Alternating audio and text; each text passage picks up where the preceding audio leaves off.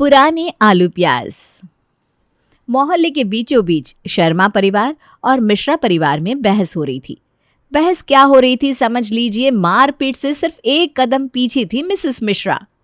जब तुमने मुझे वादा कर दिया था सुषमा कि मेरी बेटी की शादी करण से ही होगी, तो अब तुम पीछे कैसे हट रही हो? इसमें मैं क्या कर सकती हूँ पारुल? आजकल के बच्चे सुनते हैं क्या किसी की? अगर मैंने करण की मर्जी के खिलाफ पूजा से उसकी शादी कर भी दी ना, तो क्या गारंटी है कि ये शादी टिकेगी? शादी के बाद प्रॉब्लम्स हुई तो? मैंने तो पहले ही आगाह किया था तुम्हें कि दोस्ती को रिश्तेदारी में बदलने की कोई ज़रूरत नहीं है, पर आप दोनों ही मिलकर सास बहू सीरियल देख देख कर एक दूसरे के समधन बनने पर तुली पड़ी थी। हो गया ना तमाशा? आप तो और बीच में फालतू बोलकर लड़ाई सुलझाने की जगह बढ़ाने में लग जाते हैं। मैं कुछ नहीं जानती। करण को अब पूजा से शादी करनी ही होगी। करण, करण बाहर आओ। अपने घर के बाहर हो रहे शोर की आवाज सुनकर करण बाहर आता है। आपकी बेटी में है ही क्या आंटी जी कि कोई इसे पसंद करे? किसी काम की तो है नहीं ये। हर दूसरे दिन मेरे घर आकर खाना खाकर जाती है। ये क्या ही हमें शादी के बाद खाना खाकर खिलाएगी? 10 बजे तो पूजा उठती है, 24 घंटे में 14 घंटे बाहर घूमती है। मुझे ऐसी लड़की नहीं चाहिए। ये है सच्चाई। सुन लिया आपने? मेरी लाइफ में कोई लड़की नहीं है। मैं किसी अगरबत्ती से शादी कर लूंगा, पर आपकी पूजा से नहीं। चलो मम्मी। ये कहकर करण अपने पापा मम्मी को लेकर घर के अंदर चला जाता है और पूरे मोहल्ले के बीचों बीच खड़ी होकर पारुल कहती है, मेरी बेटी का मजाक उड़ाया है ना तुम लोगों ने, वो भी पूरे मोहल्ले के सामने। तो इसी मोहल्ले के बीचों बीच मैं इस मोहल्ले की शांति को साक्षी मानते हुए अपनी बेटी के सर पर हाथ रखकर कसम खाती हूँ कि इस करण के जीवन में आने वाली हर अगरबत्ती को बुझाया नहीं ना, तो मेरा नाम भी पारुल नहीं। ये पारुल भाभी इस मोहल्ले की शांति को नाश करके ही मानेंगी।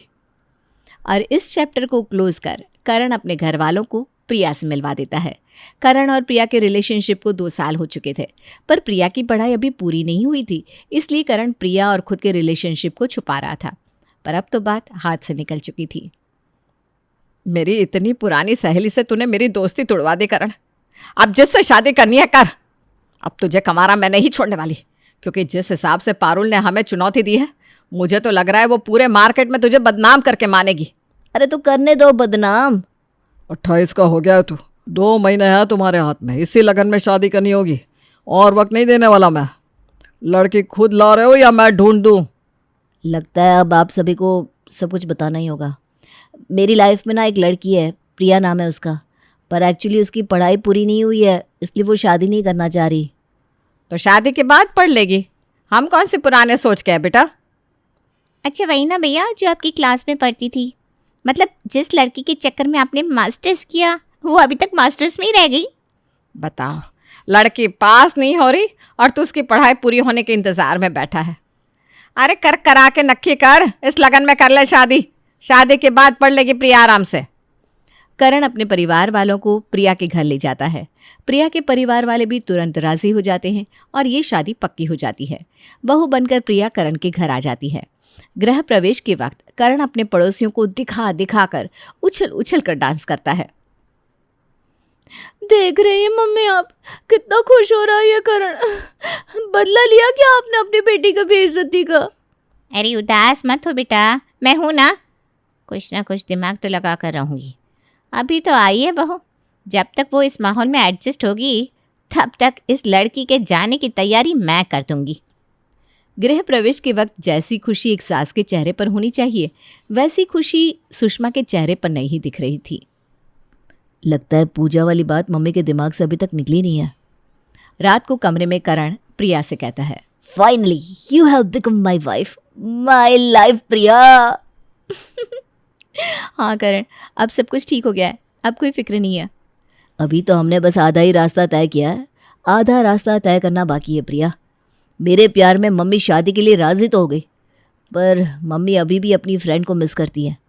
पूजा को मम्मी ने बेटी की तरह माना था और आंटी को बहन की तरह, और वो हमारे पुराने पड़ोसी भी है, तो पापा का उदास होना तो बनता ही है। तुम तो जानती हो ना, इस उम्र में पुराने रिश्ते बहुत याद आते हैं। मुझे पापा मम्मी के लिए सच में बुरा लग रहा है, पर मैं क्या करूं बताओ तुम ना एक अच्छी बहू होकर मम्मी के सामने ये प्रूव करो कि पूजा को छोड़ने का मेरा डिसीजन बिल्कुल सही था। वो तुम मुझ पर छोड़ दो करण। 2 दिन में ही सभी को अपना दीवाना नहीं बनाया तो मेरा नाम भी प्रिया नहीं। अगली सुबह प्रिया उठते ही सबसे पहले कॉफ़ी लेकर अपनी ननद के कमरे में जाती है और उसे उठाती है।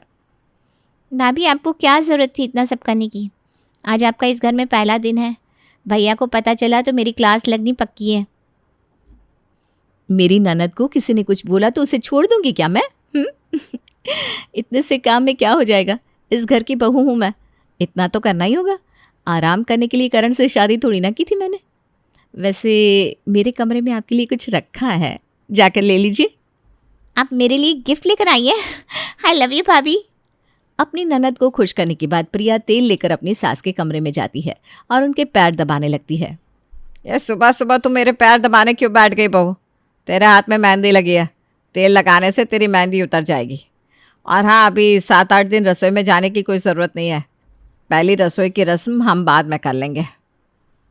तो 7-8 दिन खाना कौन बनाएगा? हलवाई 1 दिन के 800 रुपये ले लेगा वो, और राशन की हेरा फेरी करेगा सो अलग। मेरे आने के बाद भी ये बेफिजूल के खर्चे होते रहे तो मेरा यहाँ होने का क्या फ़ायदा मम्मी जी। और रही तेल लगाने की बात, तो मेरा सुहाग तो करण है जो मुझे हासिल हो चुका है। मेहंदी उतरेगी तो दोबारा लग जाएगी। मेरी मम्मी ने मुझे हमेशा ये सिखाया है कि श्रृंगार या किसी भी चीज़ से ज़्यादा महत्व सास ससुर की सेवा को देना। अपनी बहू के मुंह से ऐसी बातें सुनकर महेश तो गदगद हो जाता है और अपनी बहू के सर पर हाथ रखकर कमरे से बाहर जाते हुए कहता है, ये नहीं मानने वाली सुषमा जी, करवा लीजिए सेवा। करण सब कुछ देख रहा था। अब उसे पूरा विश्वास हो गया था कि प्रिया सब कुछ संभाल लेगी। कुछ देर बाद प्रिया रसोई में जाती है और सभी के लिए आलू के पराठे बनाकर लाती है। क्या आलू के पराठे बनाए बहू ने? खाकर गांव की याद आ गई। ऐसे पराठे ना मेरी माँ बनाया करती थी। सही में इतने गुणवान लड़की तो हम कभी ला ही नहीं पाते। बहुत अच्छा निर्णय लिया तूने प्रिया को जीवन साथी बनाने का। करण ने सोचा भी नहीं था कि अपने ससुराल में आने के कुछ घंटे बाद ही प्रिया सभी का मन जीत लेगी। इसी तरह 1 हफ्ता बीत जाता है। रसोई में प्रिया खाना बनाने की तैयारी कर रही थी। हद हो गई ये तो, 3री सीटी लगा दी मैंने पर आलू उबल ही नहीं रहे। ऐसा तो नहीं होना चाहिए। फिर प्रिया लगाती है 4थी सीटी और किसी तरह आलू उबल जाते हैं। बड़े घटिया आलू आ गए ये तो। कल सुबह सब्जी वाले को बताऊंगी। अभी तो इसी से काम चलाना पड़ेगा। उबले हुए आलू को ठंडा होने के लिए छोड़कर आलू प्याज की सब्जी बनाने के लिए प्रिया प्याज को छिलती है। प्याज से इतनी बुरी दुर्गंध आती है कि पूरे घर में बदबू फैल जाती है। नाक बंद करके निधि अपनी भाभी के पास आकर कहती है, खाना वाना जल गया है क्या भाभी? कितनी गंदी बदबू आ रही है। मैंने तो 2 बार पीछे की नाली चेक कर ली, मुझे लगा नाली से स्मेल आ रही है, पर ये तो किचन से आ रही थी। पता नहीं दीदी, आलू भी अजीब से आ गए हैं और प्याज भी। 45 मिनट से यही कर रही हूँ। कुछ देर में करण और पापा जी घर आ जाएंगे। क्या करूँ, कुछ समझ में नहीं आ रहा। दोपहर की बची हुई सब्जी है ना भाभी, उस सब्जी के साथ सभी को पराठे सेक कर दे देना। और प्लीज़ कल सुबह ना अच्छे से सब्जी वाले की खबर लेना। रात को खाने में प्रिया सभी को दोपहर की ही बची हुई सब्जी परोस देती है। लगता है 1 हफ्ते लगातार चलने के बाद गाड़ी की बैटरी स्लो पड़ गई है। नहीं पापा जी, वो ना खाना बनाने में देरी हो गई थी इसलिए मैंने। अरे कोई बात नहीं बेटा, होता है कभी कभी। इसी बहाने दोपहर की सब्जी इस्तेमाल तो हो गई। अगली सुबह उठते ही थैली लेकर प्रिया सब्जी वाले को 4 बातें सुनाने चली जाती है। अरे हम पर काहे भड़क रही हो दीदी? हमने तो दोनों आलू सामने ही रखे थे, नए भी पुराने भी। नए आलू को सुंदर और सस्ता देखकर तुम खुद ही लेकर गई थी। तुम्हें पैसे जो बचाने थे। हाँ तो मैं सस्ते वाले आलू ही लूँगी ना, महंगे वाले क्यों लूँगी? एक तो वो सस्ते थे, ऊपर से सुंदर दिख भी रहे थे, गुलाबी रंग के। लगता है ज्यादा रसोई में नहीं रही हो तुम दीदी। नए आलू गुलाबी रंग के ही होते हैं और फ्रेश दिखते हैं, पर उन्हें उबालने में इतना वक्त लगता है कि कहना क्या। तो पहले बताना चाहिए था। अब मुझे नहीं पता, मैं जो पहले आलू लेकर जाती थी वही दे दो। अब वो आलू कहाँ मिलेगा दीदी, वो माल खत्म हो चुका। अब तो पूरे बाजार में यही आलू है। क्या? और प्याज? प्याज भी तो नए फसल के आए हैं ना दीदी। बेचारी प्रिया अपना सर पीट लेती है और उसी आलू को घर ले आती है। दरवाजे पर अपनी बीवी को देखते ही करण कहता है, आज आलू मटर की सब्जी बना लो प्रिया। क्यों पापा, ठीक रहेगा ना? हाँ हाँ बना ले बहू, साथ में धनिया की चटनी भी पीस लेना। प्रिया किचन में जाते ही 4 सीटी लगाकर आलू उबालकर सब्जी बनाना शुरू करती है। चलो बन गई सब्जी। कल रात को आइडिया लग गया था कि इतनी देर में बनेगी सब्जी। क्विक लर्नर हूँ मैं तो। गर्मा गर्म फुल्की के साथ प्रिया सभी को आलू मटर की सब्जी परोसती है, जिसे खाते ही सबका मुंह बन जाता है। सब्जी में तो कोई टेस्ट ही नहीं लग रहा भाभी, इससे ज़्यादा टेस्ट तो फुल्कों में है। शाम की चाय बची है क्या? आप मुझे चाय दे दीजिए, मैं चाय के साथ रोटी खा लूँगी। हाँ बहू, एकदम बेकार सब्जी है। क्या सच में? अच्छा हुआ मैंने धनिया की चटनी पीसने को कह दिया था, मैं चटनी के साथ ही रोटी खा लेता हूँ। बेचारी प्रिया का तो मूड ही ऑफ हो जाता है। इतनी मेहनत के बाद भी कोई उसकी बनाई हुई सब्जी छूता भी नहीं। किचन में जाकर प्रिया फूट फूट कर रोने लगती है और अपनी खिड़की से पूजा ये सब देखकर अपनी माँ को बता देती है। मुझे तो पता ही था यही होने वाला है। कान दिन भर उसी घर में रहते हैं मेरे। अब वक्त है उन लोगों के सामने तेरी इमेज बनाने का बेटा। चल पराठे बनाने शुरू करते हैं। आलू प्याज की सूखी सब्जी के साथ पराठे और अचार लेकर पूजा और पारुल पहुंचती हैं सुषमा के घर। पारुल तू? मेरा तो मन ही नहीं था यहाँ आने का, पर पूजा ने कहा पड़ोसियों से बड़ा रिश्ता किसका होता है मम्मी, मिट्टी पाओ पुरानी बातों पर। आखिर करण इसका दोस्त भी तो था। आलू प्याज की सब्जी बनाई थी इसने, देखते ही आपकी याद आ गई भाई साहब। कितनी पसंद है ना आपको ये सब्जी, ये तो सारा मोहल्ला जानता है, इसीलिए लेकर आ गए। हाँ आंटी जी, जो हुआ सो हुआ, इसमें आपकी गलती कहाँ है? जो हुआ उसे भूल जाइए। मम्मी की तरफ से मैं आपसे माफ़ी मांगती हूँ। हमें तो कुछ याद भी नहीं है बेटा, हम तो पहले ही सब भूल चुके हैं। तुम वहीं दरवाजे पर खड़ी बातें करती रहोगी तो सब्जी ठंडी नहीं हो जाएगी। सभी बैठकर आलू प्याज की सूखी सब्जी के साथ पराठे और अचार का मज़ा लेते हैं। 2 दिन से जो मुंह का स्वाद बिगड़ा हुआ था, आज जाकर बना है, मज़ा आ गया बेटा। मुझसे क्या छुपा है भाई साहब, क्या आप लोगों को आलू और प्याज कितने पसंद है? आज तक आपके घर में कोई हरी सब्जी आई ही कहाँ है? ये सब रसोई के दरवाजे पर खड़ी प्रिया सुन रही थी। मैंने तो सोचा था मिक्स वेज बना दूंगी, आलू प्याज का लफड़ा ही ख़त्म। पर यहाँ तो कोई आलू प्याज के अलावा दूसरी सब्जी खाता ही नहीं। अब क्या होगा? और इस तरफ पूजा सभी का मन अपनी तरफ कर वापस लौट जाती है। शाम को करण स्पेशली प्रिया को फ़ोन कर अच्छा खाना बनाने को कहता है। बात बिगड़ी हुई लग रही है मुझे प्रिया, मुझे नहीं पता, अब तुम कैसे भी घर सब कुछ संभालना होगा। हाँ करण, मैं कुछ करती हूँ। अरे हाँ, ये तो मैंने सोचा ही नहीं। हो सकता है नए आलूओं को उबालने से उसका स्वाद चला जाता हो। क्यों ना कच्चे आलू से सूखी सब्जी और दीदी के लिए फ्रेंच फ्राइज़ बना लूँ, ये सही रहेगा। प्रिया जल्दी जल्दी फ्रेंच फ्राइज़ और आलू की सूखी सब्जी बनाकर तैयार करती है। तब तक करण भी घर लौट आता है।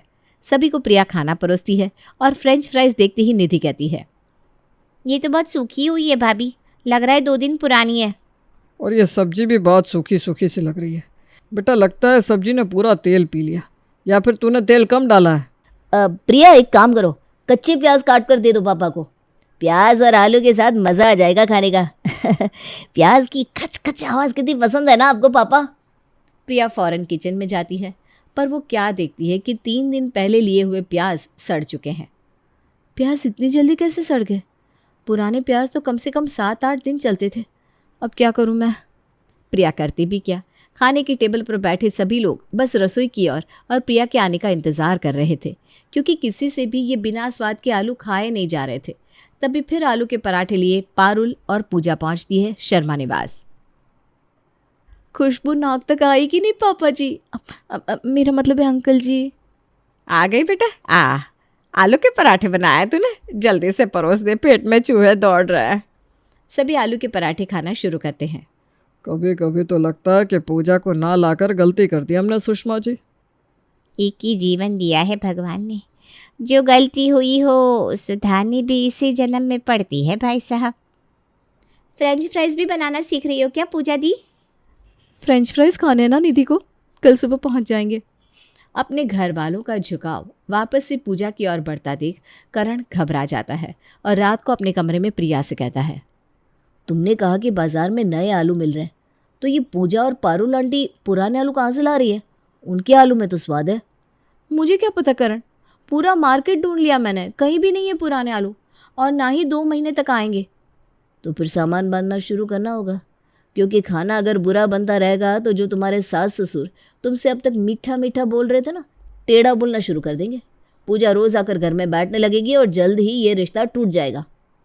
ऐसे मैं घबराई हुई हूँ, तुम और मेरा ब्लड प्रेशर बढ़ा रहे हो। इस पूजा और पारुल आंटी का पीछा करना होगा। और अपनी इज्जत अपने ससुराल में बनाए रखने के लिए प्रिया अपने पड़ोसियों पर नज़र जमाए बैठी रहती है। और रात के ठीक 3 बजे पारुल और पूजा अपने घर से बाहर निकलती है और नुक्कड़ पर खड़ी एक ट्रक तक जाती है। अब तो आप समझ ही गए होंगे कि उस ट्रक में क्या था। इसमें थे आलू और प्याज। तो यहाँ से आ रहे हैं पुराने आलू प्याज। पारुल और पूजा आलू प्याज लेकर जैसे ही वहाँ से रवाना होती है, प्रिया भी ट्रक वाले से बात कर पुराने आलू प्याज खरीद कर अपने घर ले आती है और अगली सुबह परोसती है अपने घर वालों को आलू प्याज की सारी वैरायटीज़। यह है आलू के पकोड़े, प्याज के पकोड़े, काश्मीरी दम आलू की सब्जी, दीदी आपके फेवरेट फ्रेंच फ्राइज, करण के लिए पोटैटो चीज़ बॉल्स, ये प्लेन पराठे हैं, आलू के पराठे, ये प्याज के पराठे।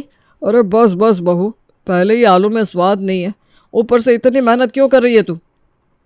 खुशबू तो अच्छी आ रही है पापा, एक बार टेस्ट करने में क्या हर्ज है। और क्या था, जैसे ही सभी ये खाना टेस्ट करते हैं, फिर कौन पूजा कौन पारुल। जैसे ही पूजा आलू की सब्जी लेकर शर्मा जी के घर पहुंचती है, आज तो आप मेरी बहू के हाथ का बनाया खाना टेस्ट करिए पारुल भाभी। करण प्रिया को देखकर मुस्कुरा देता है और दोनों की टेंशन खत्म हो जाती है।